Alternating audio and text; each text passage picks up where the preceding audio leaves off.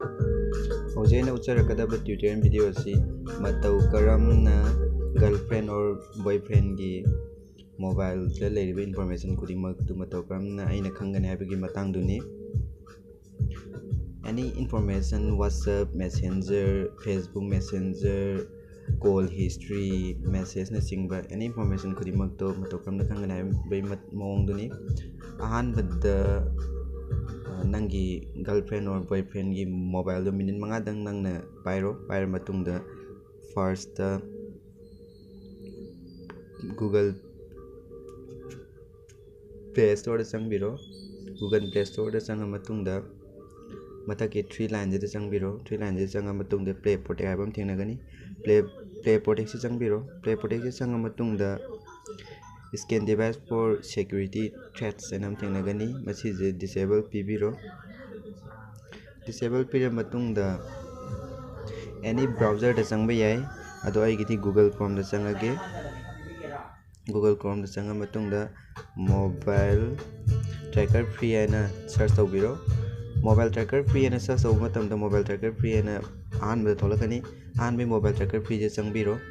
ꯆꯪꯉ ꯃꯇꯨꯡꯗ ꯑꯩꯒꯤꯗꯤ ꯍꯥꯟꯅ ꯔꯦꯖꯤꯁꯇꯔ ꯇꯧꯔꯒ ꯂꯩꯔꯦ. ꯀꯔꯤꯒꯨꯝꯕ ꯔꯦꯖꯤꯁꯇꯔ ꯇꯧꯕ ꯅꯠꯇ꯭ꯔꯒꯗꯤ ꯃꯥꯏ ꯗꯦꯁꯕꯣꯔꯗ ꯑꯁꯤꯗ ꯁꯤꯗ ꯔꯦꯖꯤꯁꯇꯔ ꯑꯦꯟ ꯂꯣꯒ ꯏꯟ ꯍꯥꯏꯅ ꯑꯣꯞꯁꯟ ꯑꯅꯤ ꯄꯤꯔꯛꯀꯅꯤ. ꯑꯗꯨ ꯔꯦꯖꯤꯁꯇꯔ ꯇꯧꯕꯤꯌꯨ. ꯑꯩꯒꯤꯗꯤ ꯍꯥꯟꯅ ꯔꯦꯖꯤꯁꯇꯔ ꯇꯧꯕꯒꯤꯅꯤ ꯁꯨꯃꯥꯏꯅ ꯊꯣꯛꯂꯛꯏꯁꯤ.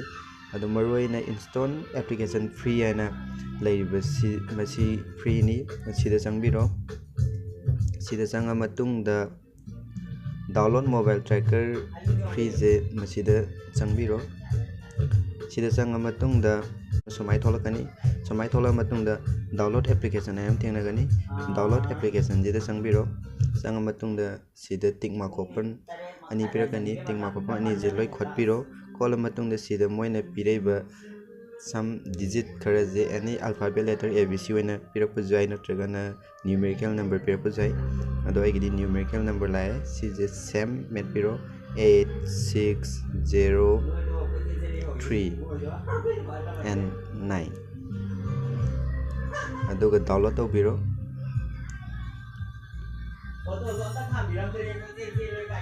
ꯗꯥꯎꯟꯂꯣꯗꯁꯤ ꯌꯥꯝ ꯆꯥꯎꯕ ꯁꯥꯏꯖ ꯅꯠꯇꯦ. 2.15 MB ꯅꯤ. ꯗꯥꯎꯟꯂꯣꯗ ꯂꯣꯏꯔꯦ. ꯗꯥꯎꯟꯂꯣꯗ ꯂꯣꯏꯔ ꯃꯇꯨꯡꯗ ꯏꯟꯁꯇꯣꯜ ꯇꯧꯕꯤꯔꯣ. ꯏꯟꯁꯇꯣꯜ ꯇꯧꯕ ꯂꯣꯏꯔ ꯃꯇꯨꯡꯗ ꯗꯟ ꯇꯧꯕꯤꯒꯅꯨ. ꯑꯗꯨꯝ ꯇꯧꯕꯤꯌꯨ.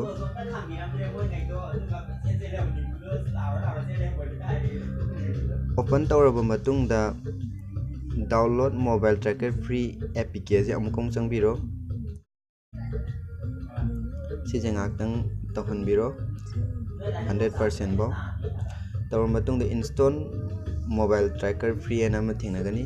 ꯏꯟꯁꯇꯣꯜ ꯃꯣꯕꯥꯏꯜ ꯇ꯭ꯔꯦꯀꯔ ꯐ꯭ꯔꯤꯁꯦ ꯆꯪꯕꯤꯔꯣ. ꯆꯪꯉ ꯃꯇꯨꯡꯗ ꯏꯟꯁꯇꯣꯜ ꯇꯧꯕꯤꯔꯣ. ꯋꯥꯏꯐꯥꯏ ꯍꯥꯏꯅ ꯁꯨꯃꯥꯏꯅ ꯂꯥꯛꯀꯅꯤ. ꯁꯤꯁꯦ ꯑꯦꯂꯣ ꯑꯣꯏꯅ ꯄꯤꯕꯤꯔꯣ. ꯀꯦꯟꯁꯦꯜꯗꯤ ꯄꯤꯕꯤꯒꯅꯨ. ꯀꯦꯟꯁꯦꯜ ꯄꯤꯔꯒꯗꯤ ꯁꯤ ꯏꯟꯁꯇꯣꯜ ꯇꯧꯕ ꯌꯥꯔꯣꯏꯗꯣꯏꯅꯤ. ꯁꯤꯁꯨ ꯗꯟ ꯇꯧꯕꯤꯒꯅꯨ. ꯑꯣꯄꯟ ꯑꯗꯨꯝ ꯇꯧꯕꯤꯔꯣ.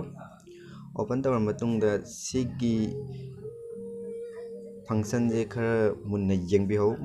ꯃꯁꯤꯁꯤꯅꯅꯦ ꯂꯣꯏ ꯁꯥꯟꯅꯔꯛꯇꯣꯏꯁꯤ. ꯑꯦꯅꯤ ꯏꯟꯐꯣꯔꯃꯦꯁꯟ ꯂꯣꯏ ꯊꯥꯔꯛꯇꯣꯏꯁꯤ. ꯁꯤꯒꯤ ꯑꯦꯛꯁꯦꯞꯁꯤ ꯆꯪꯕꯤꯔꯣ. ꯑꯦꯛꯁꯦꯞꯁꯤ ꯆꯪꯉ ꯃꯇꯨꯡꯗ ꯂꯣꯒꯏꯟꯁꯤ ꯆꯪꯉꯣ. ꯂꯣꯒꯏꯟꯁꯤꯗ ꯆꯪꯉ ꯃꯇꯨꯡꯗ ꯑꯦꯛꯇꯤꯚ ꯑꯣꯜ ꯄꯔꯃꯤꯁꯟꯁ ꯃꯁꯤꯁꯦ ꯀꯩꯅꯣ ꯇꯧꯕꯤꯔꯣ. ꯂꯣꯏꯅꯃꯛ ꯀꯩꯅꯣ ꯄꯤꯕꯤꯔꯣ. ꯑꯦꯂꯥꯎ ꯄꯤꯕꯤꯔꯣ.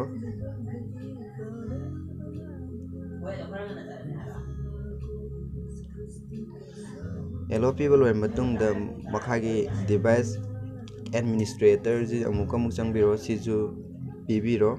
ꯑꯦꯛꯇꯤꯚ ꯄꯤꯕꯤꯌꯨ.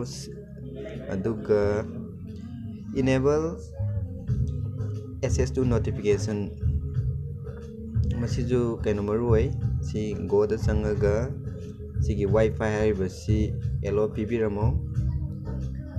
ꯑꯦꯂꯣ ꯄꯤꯕ ꯃꯇꯨꯡꯗ ꯃꯈꯥꯒꯤ ꯏꯅꯦꯕꯜ ꯑꯦꯛꯁꯦꯁꯤꯕꯤꯂꯤꯇꯤ ꯃꯁꯤꯁꯨ ꯌꯥꯝ ꯃꯔꯨ ꯑꯣꯏ. ꯁꯤꯗ ꯁꯨꯝ ꯆꯪꯉ ꯃꯇꯨꯡꯗ ꯁꯦꯀ꯭ꯌꯨꯔꯤꯇꯤ ꯁꯥꯔꯚꯤꯁ ꯍꯥꯏꯅ ꯑꯃ ꯊꯦꯡꯅꯒꯅꯤ. ꯁꯤꯒꯤꯁꯤ ꯁꯦꯀ꯭ꯌꯨꯔꯤꯇꯤ ꯁꯥꯔꯚꯤꯁꯁꯦ ꯆꯪꯉꯒ ꯗꯤꯁꯦꯕꯜꯁꯤ ꯏꯅꯦꯕꯜ ꯄꯤꯕꯤꯔꯣ. ꯏꯅꯦꯕꯜ ꯄꯤꯔ ꯃꯇꯨꯡꯗ ꯁ꯭ꯀ꯭ꯔꯤꯟ ꯀꯦꯞꯆꯔ ꯄꯔꯃꯤꯁꯟ ꯁꯤꯗꯤ ꯀꯩꯁꯨ ꯅꯠꯇ꯭ꯔꯦ. ꯁ꯭ꯀ꯭ꯔꯤꯟ ꯀꯦꯞꯆꯔ ꯄꯔꯃꯤꯁꯟꯁꯤꯗꯤ ꯄꯤꯗ꯭ꯔꯁꯨ ꯌꯥꯔꯦ. ꯑꯗꯣ usage ꯗꯇꯥꯁꯦ ꯄꯤꯕꯤꯔꯣ. sida wifi hana thengna wifi je yellow tobiro aduga disable app notification masi jemaju disable tobiramo karigino the karigumba app sigi notification lagaju nangi girlfriend or boyfriend duna magi phone dai hapkadaba app oibanina mana khangdanabani disable pibiro aduga active location masi junum hapsan bibi ai kaigino da nangna maji kada waida lei kholi khangnabani aduga do not optimize battery usage masi jemaju yes tobiro taw matungda loinama adum kaino tobiro enable loi thambiro thammatun makhagi protect access to play protect cd pi de jare aduga uninstall download si masi ju yare next tobiro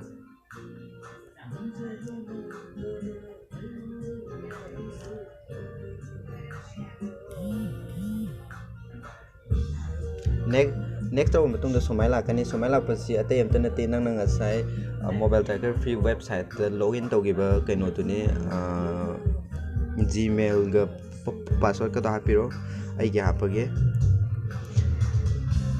si maroi na nangi gmail adum thamaju yai nangi girlfriend boyfriend gi thamdraga ju login tobado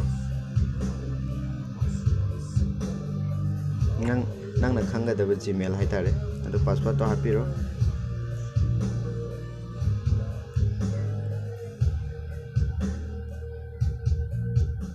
password hapa loire matung da login tawrsi oi yare login tawba loire kanda si kem semningai leitre adum save tawbiro please wait ngakang ngai minase loire semba everything is done okay tawbiro okay taw matung da loina ma handopiro yare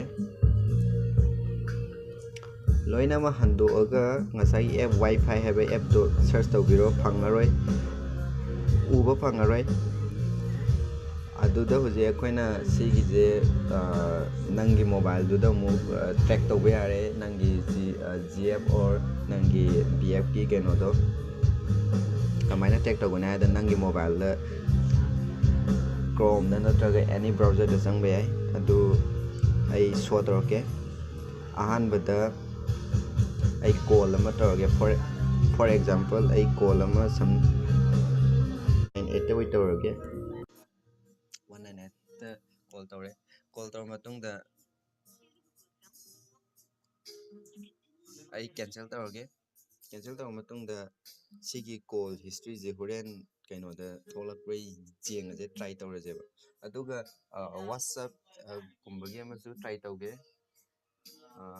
whatsapp ki ai message ama tharage whatsapp ta sida ai message am tharage sida ina thariba message horen track tawra kanda tholak rei jeng je bako aduga sinataba atopada ju tharamge ba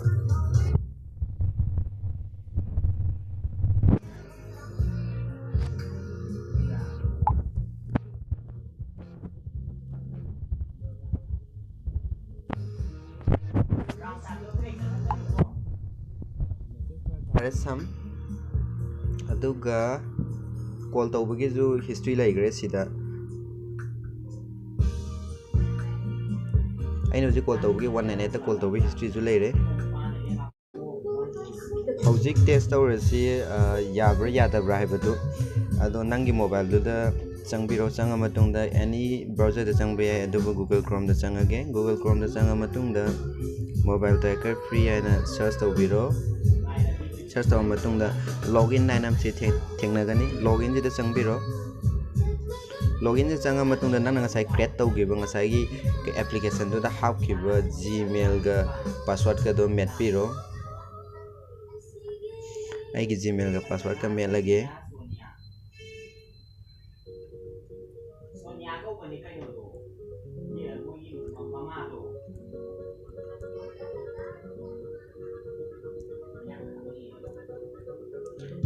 mele matungda sign in tawrage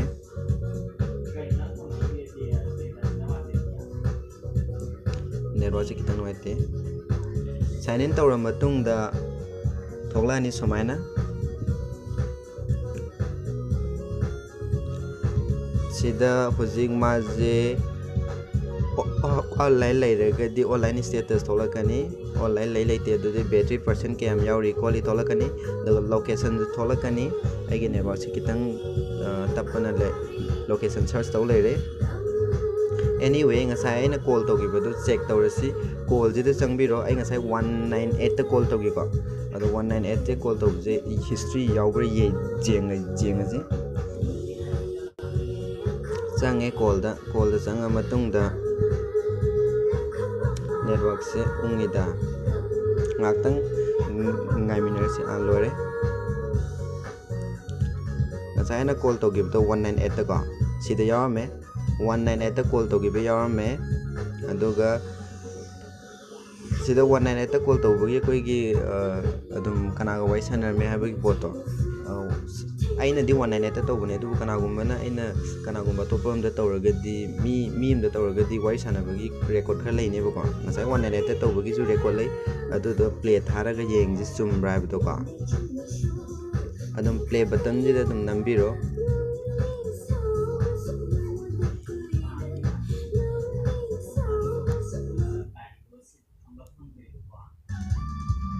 aije yam kuina tawgidaba maram oidona second je 10 minute nai play batam je keno sound tholakre anyway sima yare call history ju leire aduga ngasai aina whatsapp ta message thagibdo madu ju leibra do muk try tawraje bako network se kitang slow ere waru bino ai ngase je net su loi thokre ado ngasai whatsapp ki dona muk kadai da sangane habada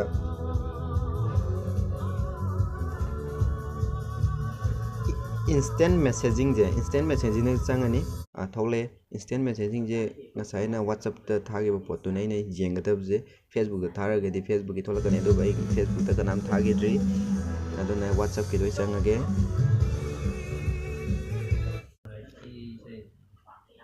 facebook no whatsapp message se ai ngasai thaba do history do library ngasi leirame ngasai na thage ba do sida yam nungai doi mali adudagi nungai ribo asengbani kaina thageba singdo loi lere whatsapp messenger pung kaya da message tharam mono kopono haba loi leigani adumaina loi ubo pangani tang kaya da thabano adudagi pung kaya da thabano kopono adu mina reply halakku ju ubo pangani reply ne sida incoming ai je duga outgoing ai je na thagibado adu do loi ubo pangani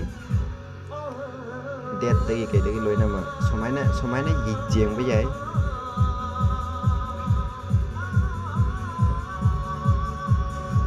masini matau karamna girlfriend or boyfriend gi any information si matau karamna aina yengani haibagi potuni haujaina tawgiba process mayam da any doubt layerga so dum comment section da natragana aigi facebook messenger da message thabiro ai adum keno to angamba level da ai adum help tawjage thank you for watching